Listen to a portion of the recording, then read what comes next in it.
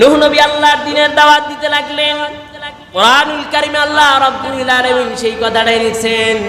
হযরত নূহ নবী তার কওমকে বলল, জাতিকে বলল, ইয়া কওমি ইবুদুল্লাহ, ও আমার জাতি, তোমরা আল্লাহ রাব্বুল আলামিনের ইবাদত করো। ইবুদুল্লাহ, ইবাদত করো তোমাদের রব আল্লাহ তাআলার। মালাকুম মিন ইলাহিন গায়রু, তিনি ব্যতীত তোমাদের আর কোনো ইলাহ নাই, তিনি ব্যতীত আর তোমাদের কোনো মাবুদ নাই।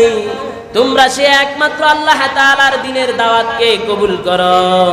তার জাতি তাকে জবাবে বললেন, ক্বালাল মালাউ মিন কওমিহি ইন্না লানারাকা ফি দালালিম মুবিন।